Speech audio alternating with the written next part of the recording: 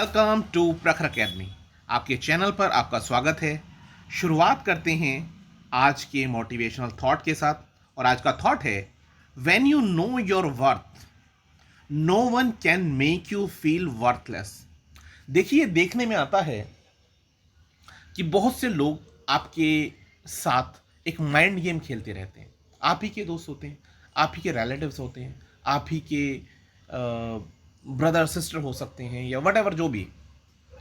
तो आपको ये रियलाइज कराते हैं कि you are nothing, you are just peanuts. आपके बॉस हो सकते हैं, वो कहेंगे आपसे कि you are nothing, you are just peanut.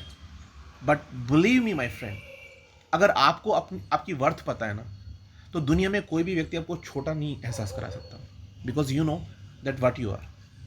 बहुत बार होता है, मुझे बोलना नहीं चाहिए था, लेकिन मैंने देखा है फीमेल्स के केस में एक से एक इंटेलिजेंट फीमेल देखने को मिलती हैं, लेकिन पता चला उनके स्पाउस जो है उनको लगातार गिल्ट फील कराते हैं कि यार यू आर नथिंग। लेकिन ऐसा नहीं है, they can do each and everything in their life. क्योंकि कोई भी इंडिविजुअल हो, कोई भी व्यक्ति हो, उस व्यक्ति का सामर्थ्य उतना ही है, चाहे वो पुरुष हो, चाहे स्त्री हो, चाहे ट्रांसजेंडर हो, वट एवर, सबके पास कैपेबिलिटीज उतनी ही है। तो बिलीव इन योर सेल्फ। दुनिया को क्या एहसास कराती है उससे मतलब नहीं है, आप क्या सोचते हैं अपने बारे में, ये इंपॉर्टेंट रखता है। तो इस इंपॉर्टेंस पर आप ध्यान देंगे और हम बढ़ते हैं अपनी थॉट के साथ। आईएमडी विश्व प्रतिस्पर्धात्मक सूचकांक, जिसे हम लोग वर्ल्ड कॉम्पिटिटिवनेस इंडेक्स कहेंगे या ग्लोबल इंडेक्स कहेंगे, 2021, इसमें भारत का स्थान कौन सा है? तो भारत का स्थान इसमें 43rd यानी 43वां स्थान है भारत का। वर्ल्ड कॉम्पिटिटिवनेस इंडेक्स 2021 एक वार्षिक रिपोर्ट है, जिसे कौन पब्लिश करता है? इसे पब्लिश करने वाला इंस्टीट्यूट है इंस्टीट्यूट ऑफ मैनेजमेंट डेवलपमेंट यानी आईएमडी। इसके द्वारा इसे विकसित किया जाता है। और ये करेगा क्या? अभी देखिए, कोविड के कारण जो प्रॉब्लम्स क्रिएट हुई, उससे क्या हुआ, इकोनॉमीज काफ़ी डाउन हुई हैं, और उसी के बेसिस पर ये इंडेक्स जो है ये बताता है कि it will define the impact of the Covid on the economy around the world this year. इसकी अगर हम रैंक की बात करें तो पहले रैंक पर यहाँ पर स्विट्जरलैंड है, दूसरे रैंक पर आता है स्वीडन, और थर्ड पर आता है Denmark. India maintains the 43rd rank on IMD's world competitiveness index, Switzerland tops chart. ये देख सकते हैं आप, ये भारत का प्यारा झंडा। India maintained the 43rd rank on an annual World Competitiveness Index compiled by the Institute of the Management Development (IMD) that examined the impact of the COVID-19 on the economies around the world this year. The 64 nation list was led by Switzerland, while Sweden has moved up to the second position from 6th last year. Denmark has lost one place to rank third, and the Netherlands has retained its fourth place, and Singapore has slipped to the fifth place. तो top 5 आपको पता लग गए हैं, ठीक है। At 8, Taiwan reached to the top 10 for the first time since the ranking began 33 years ago. The UAE and USA remain in their same spots as last year, 9th and 10th respectively। ठीक है, ये information है इसके बारे में। अगला प्रश्न आता है कि वर्ल्ड ट्रेड ऑर्गेनाइजेशन यानी WTO मिशन के लिए भारत से किसे निदेशक के रूप में चुना गया है? तो ये एक प्राइवेट व्यक्ति हैं और इन्हें चुना गया है आशीष चांदोरकर जी को। ये द हिंदू ने कवर किया है। Government appoints the Ashish Chandorkar as director at India's WTO mission. ये WTO आप देख रहे हैं। For the first time, a private person has been appointed at the mission ahead of the WTO's ministerial conference later this year. The government has appointed a private person, Ashish Chandorkar, as counselor in India's permanent mission in World Trade Organization for the 3 years. For the first time, a private person has been appointed. मैं बता चुका हूँ इसके बारे में। Mr. Chandorkar is director of Bengaluru-based policy think tank है, जिसका नाम क्या है? समही foundation of policy and research. Ashish Chandorkar, a private person, is appointed to the post of the counsellor permanent mission of India which is known as PMI। World trade organization Geneva में है, ये सबको पता है, for a period for 3 years। मैं बता चुका हूँ, ठीक है। और इसके बारे में बताने वाला डिपार्टमेंट कौन सा है? कॉमर्स का जो डिपार्टमेंट है वो है अब अगले प्रश्न की तरफ बढ़ते हैं। हाल ही में किस राज्य सरकार ने पिटा ऑन व्हील्स जो है, पिठा ऑन व्हील्स की शुरुआत की है? तो ये ओडिशा गवर्नमेंट है, ठीक है। और इसके बाद अगले प्रश्न की तरफ बढ़ते हैं। सस्टेनेबल गैस्ट्रोनॉमी जो है उसका संबंध किस क्षेत्र से होता है? तो इसका संबंध होता है पाक कला से।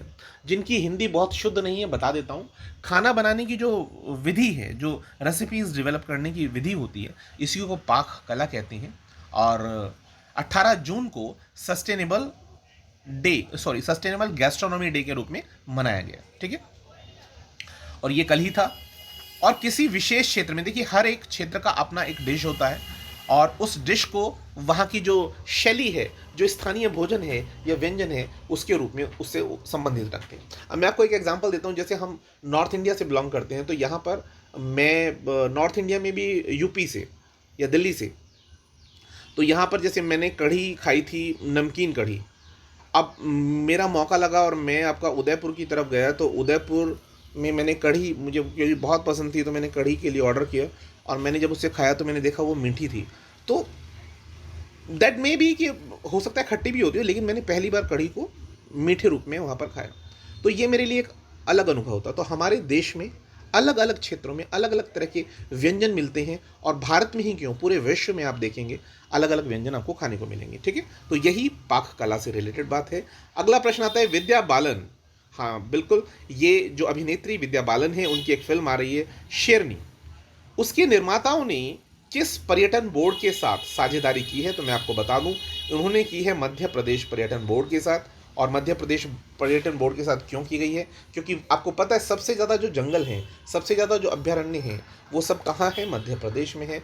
और मध्य प्रदेश बोर्ड जो है उसके साथ साझेदारी का उद्देश्य था प्रदेश की जो नैसर्गिक यानी नेचुरल जो वहाँ की सुंदरता है, खूबसूरती है, उससे पर्यटकों का परिचय करना। और उससे फ़ायदा क्या होगा? उससे पर्यटक जो हैं उनका एक आकर्षण बनेगा उन क्षेत्रों में घूमने का, जिससे पर्यटन को बढ़ावा मिले। तो फिल्म शेरनी जो है वो मध्य प्रदेश के कान्हा नेशनल पार्क, रायसेन में भूत पलाशी और आपका बालाघाट के क्षेत्रों में ये फिल्म शूट की गई या शूट की जाएगी। और इस फिल्म का उद्देश्य जो है वो पर्यावरण और मानव विकास, इन दोनों के मध्य होने वाले संघर्ष को दर्शाते हुए, उसको चित्रित करते हुए, मानव और पशु के बीच में एक संतुलन बनाने पर ध्यान आकर्षित करना है, ठीक है। अब अगले प्रश्न की तरफ हम बढ़ते हैं। हाल ही में किस राज्य की निशानेबाज, जिसका नाम रूबीना फ्रांसिस है, उन्होंने पेरू इवेंट में एक स्वर्ण पदक यानी गोल्ड मेडल जो है वो जीता है? तो मैं आपको बता दूं, ये रूबीना फ्रांसिस जो है वो मध्य प्रदेश की हैं, और इन्होंने 10 मीटर एयर पिस्टल शूटिंग में ये अवार्ड जीता है। नेक्स्ट क्वेश्चन आता है यूरोपियन इन्वेंटर अवार्ड 2021 जो है वो किस भारतीय मूल की अमेरिकन रसायनज्ञ जो केमिस्ट हैं उन्हें मिला है? तो ये है आपकी सुमित्रा मित्रा, ठीक है। नेक्स्ट आता है आपके इसके बाद एडीबी बैंक ने, ये इंपॉर्टेंट क्वेश्चन है, थोड़ा पढ़ लेते हैं। एडीबी बैंक ने और भारत ने, इन्होंने एक समझौता किया है तमिलनाडु औद्योगिक गलियारे के लिए, और ये कितने मिलियन डॉलर का है, जिस पर ऋण, उस पर हस्ताक्षर हुए हैं ऋण के लिए। तो मैं आपको बता देता हूं, हाल ही में एडीबी यानी एशियन डेवलपमेंट बैंक ने बैंक भारत सरकार के बीच में तमिलनाडु के चेन्नई कन्याकुमारी जो औद्योगिक गलियारा है, जिसको आप बोल सकते हैं चेन्नई कन्याकुमारी इंडस्ट्रियल कॉरिडोर, या एब्रीवेटेड फॉर्म में CKIC से इसको बता सकते हैं।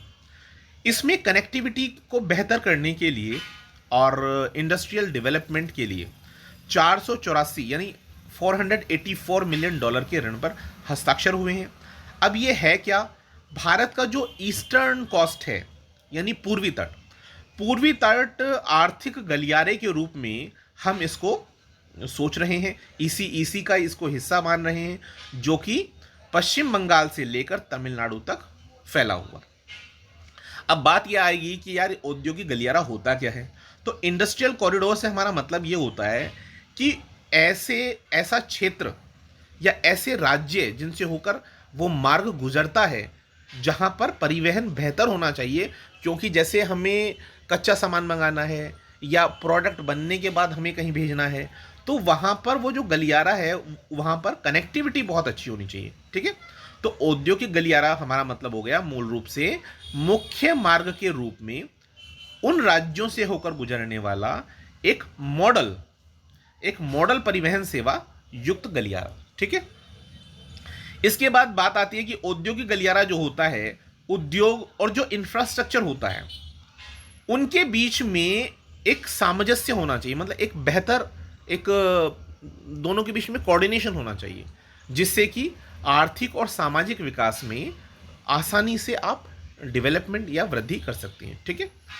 अब बात आती है, जैसे हम बात कहें कि औद्योगिक गलियारों में अगर हम वर्ल्ड लेवल के इंफ्रास्ट्रक्चर्स की बात करें, तो जैसे हमने अभी बात की थी ना कि बुलेट ट्रेन चलाएंगे या ये होगा वो होगा, तो ये सब हम क्या सोचते हैं, हम दरअसल ये है कि जैसे हम विदेशों में देखते हैं विदेशों में कैसा इंफ्रास्ट्रक्चर है, तो उसके बेसिस पे हम लोग भी वहाँ से फॉलो करते हैं और फॉलो करके यहाँ पर उसको इम्प्लीमेंट करना चाहते हैं। लेकिन आपको पता ही हमारे देश की स्थिति अभी उतनी अच्छी नहीं है और धीरे धीरे वो चीज़ें सब साकार होंगी, तो उसी के लिए प्रयास किया जा रहा है, ठीक है। तो जैसे हम बात कर सकते हैं रेल और सड़क के लिए, तो उसके लिए क्या होना चाहिए, द्रुत गति की जो परिवहन नेटवर्क होना चाहिए। और अगर हम बात करें आपकी बंदरगाहों वाली, तो अत्याधुनिक कार्गो हैंडलिंग के उपकरणों सहित बंदरगाह होने चाहिए। हमारे हवाई अड्डे जो होने चाहिए वो मॉडर्नाइज होने चाहिए, ठीक है। विशेष आर्थिक क्षेत्र, पता होगा आपको, स्पेशल इकोनॉमिक जोन्स होती हैं। लॉजिस्टिक पार्क्स होने चाहिए। लॉजिस्टिक समझते हैं आप? लॉजिस्टिक मतलब जैसे जो कंटेनर्स में सामान भर के एक प्लेस से दूसरे प्लेस तक जाता है जो परिवहन के द्वारा, तो वो सब लॉजिस्टिक में आता है। ट्रांसशिपमेंट जो हब होते हैं, आपने सुना हो तो। अच्छा, जो आपकी औद्योगिक ज़रूरतों को पूरा करने के लिए होते हैं, तो ऐसे जो पार्क है उन्हें हम नॉलेज पार्क के रूप में जानते हैं, ठीक है। और ऐसे टाउनशिप डेवलप करना या ऐसे रियल स्टेट डेवलप करना जो कि हमारी आवश्यकताओं को पूरा कर सकें। तो औद्योगिक गलियारों का मतलब आपको समझ में आ गया होगा। जो रिमोट एरियाज हैं तो उन्हें बंदरगाहों के साथ कनेक्ट करना। आपको याद होगा, अगर आपने हिस्ट्री पढ़ा है तो उसमें क्वेश्चन आता है कि यार ये जो रेलवे है, रेलवे को एस्टेब्लिश अंग्रेजों ने क्यों किया था? क्या भारत के लिए किया था? बिल्कुल नहीं।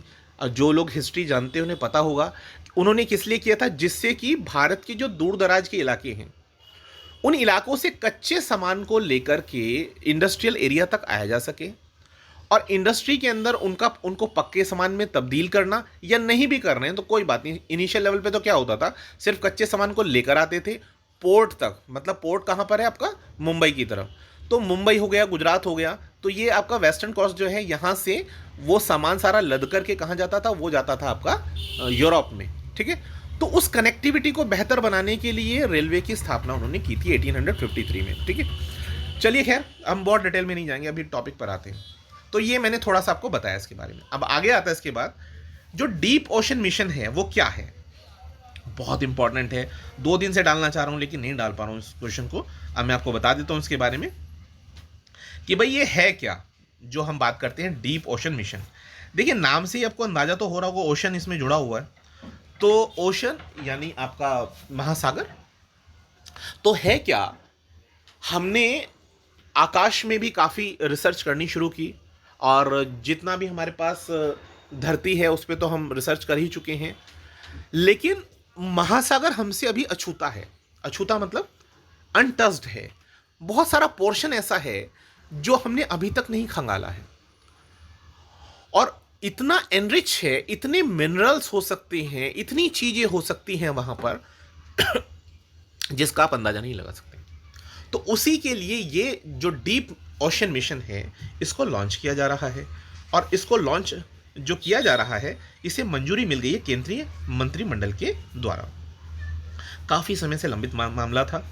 तो भारत का जो डीप ओशन मिशन है उसके लॉन्च की घोषणा कब हुई? डीप ओशन मिशन में समाहित अमूल्य संसाधनों को खोजने के उद्देश्य से इस मिशन की शुरुआत की गई। 5 साल तक चलने वाला ये जो मिशन है, इसे अनुमति जो मिली है, इसकी जो अनुमानित लागत है वो बताई जा रही है 4077 करोड़ से लेकर 8000 करोड़ के बीच में। और इस योजना को लागू करने के लिए जो मंत्रालय है, जो इसका नोडल एजेंसी के रूप में काम करेगा, वो कौन सा है? वो पृथ्वी विज्ञान मंत्रालय है, ठीक है। और ये कहीं ना कहीं भारत की जो जल जीवन मिशन है, मतलब जो आपका नीली अर्थव्यवस्था की हम बात करते हैं, उस भावना को ये पोषित करेगा, ठीक है। ये कुछ बातें हैं इसके बारे में। हम इसके बारे में थोड़ा सा और पढ़ लेते हैं, थोड़ा सा और पढ़ते हैं कि डीप ओशन मिशन जो है ये 35 साल पहले इसरो के द्वारा शुरू किए गए अंतरिक्ष अन्वेषण की ही तरह जो गहरे महासागर हैं उन सागरों को भी अन्वेषित करने का एक प्रस्ताव है। इस मिशन में हम गहरे समुद्र में खनन, समुद्री जलवायु में होने वाले परिवर्तन और अंतर्जलीय जो वाहन हैं या आपकी जो रोबोटिक्स संबंधी जो प्रौद्योगिकी हैं उन सब पर केंद्रित होगा। ठीक है। और मैं आपको बता दूं, गहरे समुद्र में जब हम खनन की बात करेंगे तो यहाँ पर जो पनडुब्बी होती है, पनडुब्बी के माध्यम से क्या किया जाएगा, हम 6000 मीटर की गहराई तक जाकर सेंसर लगे हुए उपकरणों के माध्यम से वहाँ पर ये पता करने की कोशिश करेंगे। जैसे हमारा इंडियन ओशन है, तो इंडियन ओशन में जो पॉलीमेटेलिक नोड्यूल्स होते हैं उनके खनन के लिए एक एकीकृत खनन प्रणाली को विकसित किया जाएगा। ठीक है। अगर हम बात करें तो गहरे समुद्र में जैव विविधता की बात कर सकते हैं। जो बायोडाइवर्सिटी आपको पता ही है, गहरे समुद्र के अंदर वनस्पति भी बहुत है प्रचुर मात्रा में, मतलब फ्लोरा एंड फोना की कोई कमी नहीं है। तो वहाँ पर जाकर के हम क्या कर सकते हैं, प्रयास कर सकते हैं, चीज़ों को खोज सकते हैं। ठीक है। तो आप समझ सकते हैं कि इस घटक का जो प्राथमिक उद्देश्य है वो हिंद महासागर यानी जो इंडियन ओशन है उसके मध्य महासागरीय भागों के साथ साथ बहुधातु हाइड्रोथर्मल सल्फाइड्स जो होते हैं उन खनिजों के संभावित स्थलों का पता लगाना भी है। ठीक है। तो बहुत सारी बातें हैं। मन तो ये करता है इसके ऊपर पूरा एक वीडियो बनना चाहिए, लेकिन मैंने थोड़ा सा आपको हिंट किया है, आप भी अपनी तरफ से सर्च कीजिएगा। ये बहुत इंपॉर्टेंट क्वेश्चन है और आपके एग्जाम पॉइंट ऑफ व्यू से इंपॉर्टेंट है। अगला प्रश्न आता है कि हाल ही में जारी वैश्विक शांति सूचकांक 2021 में कौन शीर्ष पर रहा। तो मैं आपको बता दूं कि global peace index 2021 is the report produced by the institute of the economics and peace यानी IEP के द्वारा, institute of economics and peace के द्वारा इसको बनाया गया है, which measures the relative position of the nations and regions of peacefulness. तो आप समझ सकते हैं, देखिए पीसफुलनेस शब्द जितना पीस देता है उतना है नहीं, आसान नहीं है। हम लोग चाहते हैं वो शांति से रहें, लेकिन इस तरह की समस्याएं होती हैं कि शांति से रहना बड़ा मुश्किल होता है। और हमारे जैसे देश के लिए जो बहुत सारे कल्चर को समाहित किए हुए अपने अंदर, तो एक घर में 4 भाई प्यार से नहीं रह पाते। तो बाकी खैर पीस की कॉन्सेप्ट पर हम बात करते हैं, कोशिश अच्छी होनी चाहिए। ग्लोबल पीस इंडेक्स 2021 की हम बात कर रहे हैं। This is the 15th edition sorry of the Global Peace Index GPI, which ranks 163 independent states and territories according to their level of peacefulness, produced by the Institute of the Economics and the Peace IEP में बता चुका हूँ। The GPI is the world leading measure of global peacefulness. This report presents the most comprehensive data driven analysis to date on trends in peace, its economic value and how to develop the peaceful societies. आप समझ ही गए होंगे कि भाई ये संस्था है जो ये कर रही है, इसके बारे में डेटा उन्होंने क्या किया है, एक्सेस किया है और इस डेटा का एनालिसिस किया है। उस एनालिसिस के बेसिस पर उन्होंने जो ट्रेंड देखा, और जीपीआई जो है वो 99.7% ऑफ वर्ल्ड्स पॉपुलेशन को कवर कर रही है, यानी डेटा जो है वो इतना बड़ा है। Using the 23 qualitative and the quantitative indicator, 23 indicator का इस्तेमाल करते हुए highly respected sources and measures the state of peace across 3 domains: the level of societal safety and security, the extent of ongoing domestic and international conflict, and the degree of militarization. तो ये 3 point main आप देख लीजिए, societal safety and security 3 domain है, the extent of ongoing domestic and international conflicts, और तीसरा है आपका डिग्री ऑफ मिलिटराइजेशन। इनके बेसिस पर पता लगता है कि कितना पीसफुलनेस है। अभी सिप्री का रिपोर्ट आया था, आपने देखा होगा। सिप्री की रिपोर्ट के अकॉर्डिंग कौन कौन से देश के पास कितने कितने एटम बम हैं, और भारत उसमें पाकिस्तान से भी पिछड़ रहा है। तो आप देख सकते हैं पाकिस्तान की इकोनॉमी इतनी ख़राब है, लेकिन उसके बावजूद भी उनके पास एटम बम हमसे ज़्यादा है। चलिए खैर, आपको अपनी पॉपुलेशन को देखना है, पहले उन्हें रोटी देना है, उसके बाद सेकेंडरी होता है एटम बम और सभी चीज़ें। खैर मैं किसी को कमेंट नहीं करना चाहता, आगे बढ़ते हैं। This year results show that the average level of the global peacefulness deteriorated the 0.07%. This is the ninth deterioration in peacefulness in the last 13 years, with 87 countries improving and 73 recording deterioration. However, the change in score is the second smallest in the history of the index. The 2021 GPI reveals a world in which the conflicts and crises that emerged in the past decade have begun to abate, only to be replaced with a new wave of tension and uncertainty as a result of the COVID-19 pandemic and rising tension between many of the major powers. आप देख सकते हैं, ये तो है ही कि हम लोग लगातार मिलिटराइजेशन कर रहे हैं, लगातार हथियार खरीद रहे हैं और आपस में भी संघर्ष चल रहा है और गृह युद्ध भी चल रहे हैं क्षेत्रों में, अलग अलग देशों में बुरा हाल है। उस पर जैसे कहते हैं ना, कार्ड में उसमें कोड में खा जाना, तो कोविड-19 का काम वही है, उसने स्थिति को और खराब कर दिया। The full impact of the covid pandemic on peacefulness is still unfolding, while some forms of violence declined in the short term. Growing unease with the lockdowns and rising economic uncertainty resulted in civil unrest increasing in 2020. Over 5,000 pandemic-related violent events were recorded between the January 2020 and April 2021. आप समझ सकते हैं, देखिए कितना बड़ा number है ये। It is still too early to fully gauge the long-term effects of pandemic on peace. However, the changing economic conditions in many nations increase the likelihood of political instability and the violent demonstration. देखिए ये सब चीज़ें तो आपको सिर्फ एक idea देती हैं, जैसे आप मेंस लिखने जाएं तो उसके लिए एक आइडिया देती हैं, लेकिन अब डेटा की बात अगर करें, जो मेन काम की बात है वो यही है। आइसलैंड जो है वो बहुत ही पीसफुल कंट्री है और उसने अपनी पोजीशन को बरकरार रखा हुआ है। कब से? 2008 से, since 2008। It is joined at the top of the index bye New Zealand, और फिर न्यूजीलैंड, डेनमार्क, पोर्तुगल, स्लोवेनिया, इन सब ने उनको फॉलो कर रहे हैं। ठीक है, अब बात करते हैं अफगानिस्तान की। अफगानिस्तान क्या है? Afghanistan is the least peaceful country, but obvious है।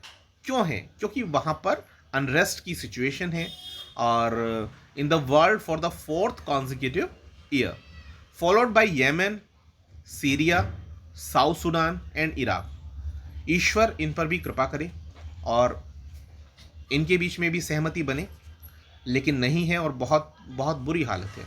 All except Yemen have been ranked amongst the 5 least peaceful nations since at least 2015, with Afghanistan have been ranked amongst the 3 least peaceful nations in 2010.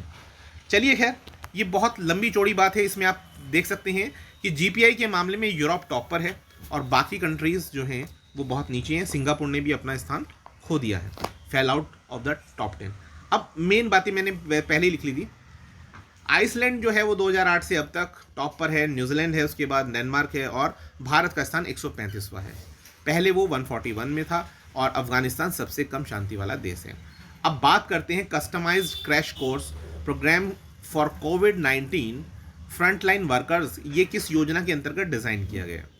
तो ये design किया गया है PM कौशल विकास योजना 3.0 के तहत। जो फ्रंटलाइन वर्कर्स हैं तो उनको क्या किया जाएगा? इसमें प्रशिक्षण दिया जाएगा, और उस प्रशिक्षण के माध्यम से वो इन प्रॉब्लम्स को फेस करने में कंफर्टेबल फील करेंगे, और बाकी लोगों को भी वो इसके बारे में बताएंगे कि कोविड-19 जो है इससे घबराने की ज़रूरत नहीं है, और वैक्सीनेशन में भी इससे लाभ हुआ। ठीक है, अब अगला आता है कि किस देश ने जून 10 को नेशनल हॉलिडे के रूप में मनाया है या घोषित किया है? तो ये यूएसए। अमेरिका के उत्तरी राज्यों में दास प्रथा को लेकर लड़े गए गृह युद्ध में दक्षिण के राज्यों को नॉर्थ ने हरा दिया था, और 19 जून 1865 को दास्ता जीवन यापन कर रहे अफ्रीकी अमेरिकन को बताया गया कि अब वो स्वतंत्र हैं, और ये घोषणा जो थी वो टेक्सास के गैल्वेस्टन से की गई थी, और इसी दिन को इसलिए जून 10 के रूप में मनाया जाता है। ठीक है, तो ये आपको समझ में आ गया होगा। दरअसल जून का तो जून ले ही लिया है हमने, और 10th जो है ये आपका लिया गया है किससे, 19 से लिया गया है, तो उसका 10th ले लिया है, ठीक है। तो इसलिए इसको 19 जून को जून टींथ के रूप में मनाया जाता है।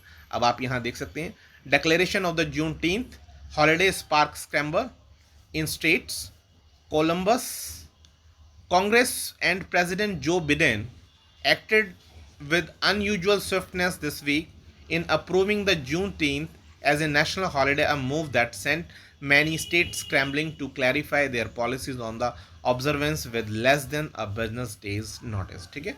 अब अगला प्रश्न आता है कि लद्दाख कोल्ड डेजर्ट चर्चा में क्यों रहा, क्या उसका विषय है। तो मैं आपको बता दूं, वैज्ञानिकों के एक अध्ययन के अनुसार ग्लोबल वार्मिंग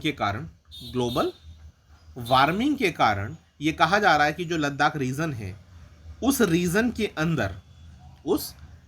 के अंदर बार बार बाढ़ आएगी या आ रही है, और इससे बचाव के लिए किस तरह से प्लानिंग की जाए, जिससे रूरल और आपका जो अर्बन दोनों ही एरियाज में प्लानिंग करके रहना जरूरी है, क्योंकि बाढ़ के कारण जनजीवन जो है वो नष्ट होता है। ठीक है। और हमें पता है, अगर कोई पूछे आपसे लद्दाख कोल्ड डेजर्ट किस रीजन में आता है, तो ये आता है आपका हिमालय पर्वतमाला का हिस्सा है।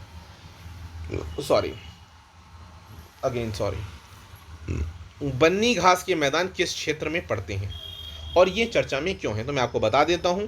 गुजरात के कच्छ के रण में स्थित यह क्षेत्र, जिसे हम बन्नी के घास के मैदान के रूप में जान रहे हैं, इस क्षेत्र में भूमि कटाव को रोकने के लिए ही बन्नी घास को उगाया गया था, जिसके कारण यहाँ पर अच्छे चारागाह विकसित हुए हैं और इन्हीं को बन्नी घास के मैदान कहा जाता है। मैं आपको बता देता हूँ, ये नमकीन पानी में बहुत अच्छा उगते हैं ये वाली घास। जैसे आपने पढ़ा हो ना, सवाना के घास के मैदान, प्रेरी के घास के मैदान, ये वो मतलब दुनिया भर की जो अलग अलग आपकी वो होती हैं शीट्स तो ये इस तरह के पानी में ज़्यादा अच्छे से उग जाते हैं। लेकिन ये चर्चा में क्यों, ये मैं आपको बताऊँ, ये इंपॉर्टेंट बात है। देखिए अभी हुआ क्या है, जो एनजीटी है आपका नेशनल ग्रीन ट्रिब्यूनल, उसने गुजरात सरकार को कहा, उन्होंने क्या कहा, उन्होंने कहा 6 महीने के अंदर गुजरात के जो बन्नी के घास के मैदान हैं उनसे सारे अतिक्रमण हटाए जाएं। ठीक है। और ये कहने के साथ उन्होंने ये भी कहा कि जो वहाँ पर मालधारी पशुपालक वन अधिकार अधिनियम यानी फॉरेस्ट राइट्स एक्ट 2006 की धारा 3 के प्रावधानों के अनुसार इस क्षेत्र में सामुदायिक वनों के संरक्षण का उन्हें अधिकार भी जारी रखा जाएगा। ठीक है। और मैं अब आपको ये बता देता हूँ ये एनजीटी है क्या।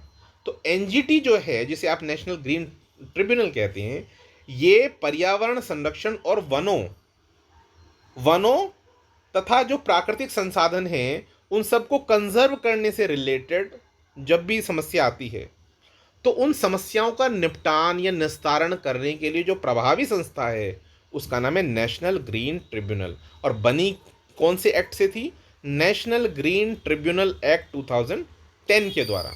ठीक है। तो ये बात इंपॉर्टेंट है। इसका जो मुख्यालय दिल्ली में है, जो मतलब सेंट्रल ऑफिस है इसका, और 4 इसके रीजनल ऑफिस पड़ते हैं। और 4 जो रीजनल ऑफिस हैं वो कहाँ कहाँ हैं, वो आपके भोपाल, पुणे, कोलकाता और चेन्नई में है। ठीक है। तो ये मेरे ख्याल में इतना काफ़ी होगा इसके लिए। अब अगला आता है इसके बाद, सीएम राइज स्कूल योजना किस राज्य के द्वारा प्रारंभ की गई, तो ये मध्य प्रदेश सरकार के द्वारा शुरू की जा रही है। यह योजना राष्ट्रीय शिक्षा नीति के अंतर्गत शिक्षा के क्षेत्र में परिवर्तन करने की एक पहल है। इसके लिए पहले वर्ष में 350 स्कूलों का चयन किया जा रहा है। इस योजना के अंतर्गत जनजातीय और दूरस्थ क्षेत्रों के सभी विद्यालयों को शामिल किया जाएगा। इस योजना के तहत वो क्षेत्र भी शामिल होंगे जिनमें विद्यालय नहीं हैं।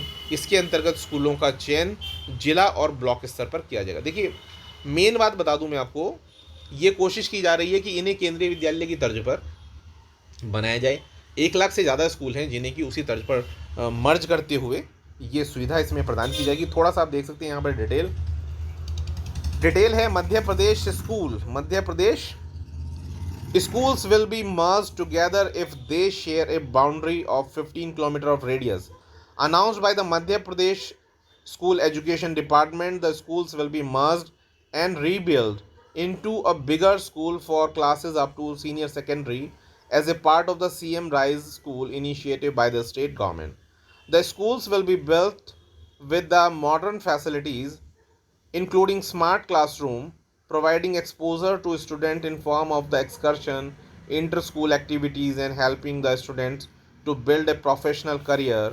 The objective of the CM Rise School initiative to provide the education to state level schools equivalent to the central educational board including the central board secondary education CBSE and Indian certificate of secondary education which is ICSE। तो ये एक अच्छी news है और इसी के साथ अगले प्रश्न पर बढ़ते हैं और शायद अंतिम प्रश्न है, हाल ही में किस देश के पहले राष्ट्रपति केनेथ डेविड बुचिजिया कोड़ा का हाल ही में निधन हुआ? तो ये जाम्बिया से हैं। तो मैं आपको बता दूं जो केनेथ डेविड कोंडा हैं ऑल्सो नोन एज के was a Zambian politician who served as the first president of Zambia from 1964 to 1991. He was at the forefront of the struggle for independence from British rules. आपको पता होगा Britishers ने तो पूरे के पूरे विश्व पर कब्जा किया हुआ था। कहते थे अंग्रेज़ों का जो साम्राज्य उसका सूरज कभी अस्त नहीं होता, वो होना ही नहीं था भाई, ईस्ट से निकलता था और वेस्ट में छिपता था, तो इतनी देर में छिपता था तो ईस्ट से निकल आता था, यानी पूरी पृथ्वी उनके कब्जे में थी तकरीबन। तो खैर ये एक इम्पॉर्टेंट न्यूज़ है, मैंने आपको बताया इसके बारे में। और इसी के साथ मैं उम्मीद करता हूँ कि आपको ये कंटेंट पसंद आया होगा और अंत तक देखने के लिए आपका बहुत बहुत आभार। अगर कंटेंट आपको पसंद आए तो प्लीज़ इसे लाइक करें, सब्सक्राइब करें, शेयर करें अपने नियर डियर के साथ। यकीन मानिए आपको इससे लाभ होने वाला है। Thanks a lot.